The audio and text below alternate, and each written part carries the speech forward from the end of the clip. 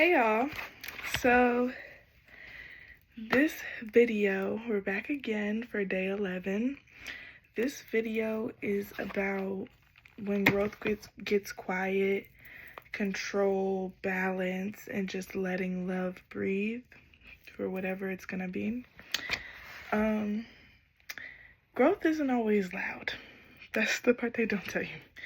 Growth is not always loud. There's a lot of breaking habits, changing routines, and constant realizations, and all that is good, but it's not the end of like your growth journey. It's often the beginning. When things start getting quiet, that's when like the real work starts. Like that's when things get serious. Lately, I've spent weeks just building systems, discipline, boundaries, structures, routines, just like really building myself up. But now it's like the system works. And now I'm surprised that I'm feeling more, like I understand the routines and I understand the systems and I get it, but like now I'm starting to I have more space to feel. So right in class today, we were talking about Apollo and Dionysus, however you pronounce his name. But Apollo is the god of like beauty, I think. But he represents discipline and logic and planning and containment, and Dionysus represents emotion and intuition and passion and surrender. And I realized earlier when I was just sitting with myself, I realized that I've lived a lot of my life in Apollo mode. And that's not necessarily a bad thing, it gave me discipline and it gave me control, and control felt safer because if I planned, I didn't have to feel. But the truth is, like, control helped me function, but it kept me guarded. I wasn't letting anything in. So it's like, now what? Like, the part no one talks about. The system works. I'm regulated. I'm not numbing. I'm not spiraling. I'm not in my head. I'm just letting life be. But now it's like I have all this space. And it's not like space like from I have all this space to just feel, like to feel grief and to miss people and to sit with my emotions that like don't really need a solution. Like I can just sit with them. I'm not trying to solve them. You know what I mean?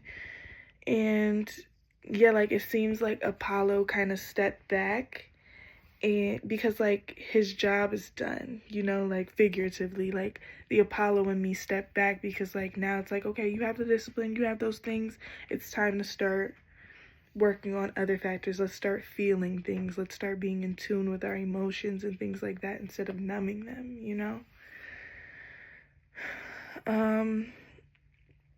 So what does this have to do with love?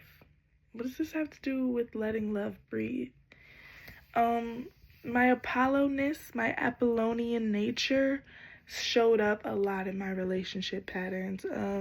When I sat and reflected, I noticed that I explain more, I structure conversations, I reach out, I try to create safety for both of us, for both partners, and at some point, it was like I stopped playing that role, or I stopped wanting to play that role, like I want to have time, I want to feel, and I want to have passion, and I want to just be able to sit and vibe and be feminine, you know what I mean? Like I don't want to always have to plan and like keep structure and things like that, like I realized that I didn't, like it's not that I stopped caring, that's not a bad thing, that I took a step back. It's just I stopped over functioning for both partners, like, and I just realized that if something is meant for me, if it's meant to meet me, I won't have to drag it or chase it or anything like that, Feelings without action. I learned a huge lesson that feelings don't always require me to act. Feeling something, missing somebody, being angry, I don't always have to act on those emotions. I don't always have to find a solution to those emotions. My feelings aren't a problem to fix. They're something to feel, you know? So yeah, like missing someone doesn't mean that I have to text them, and loving someone doesn't mean I have to chase them, you know? I can just let go and let it be, you know? Sometimes the most regulated response is to just let the feelings exist, let them pass, and try not to like control the outcome too much. Just let life be, just live, you know? Yeah, and that's the Dionysus, you know, Dionysus, Dionysus, whatever. That's him. That's the feeling without self-destruction, you know? So in class, we talked about sonatas.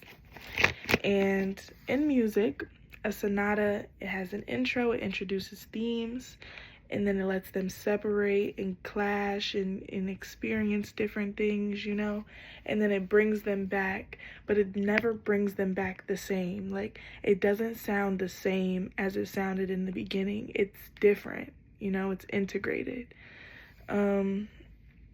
Yeah, the balance, and balance doesn't mean going back, you know what I mean? It means coming back wiser, if you come back at all, you know? And that's the thing, like with life, you have to have a good balance of Apollo and Dionysus. You know, you can't, if you let one override the other, you're gonna be messed up in some way, you know. And like in class, I learned today, we were talking about vision and how the eyeball is a structure and it has a bunch of different structures behind it, and if even one of those structures are slightly out of whack, you'll get cataracts or you'll get glaucoma, or you know, like your eyes will have problems because everything's not completely balanced, you know. So yeah, I learned that my job isn't to control the story, it's to live inside the container that I've built with all my Apollonian nature, and just let myself live and feel in the Dionysian way, you know, and just let life respond, you know, and see what happens. And if I'm off track, you know, my heart will guide me to where I'm supposed to go. Yeah, but if it meets me again, it'll be balanced, and if not, I still won. And yeah, that's like the vibes. Love you, mean it. Let me know if you got something from this. Like it if it resonates with you.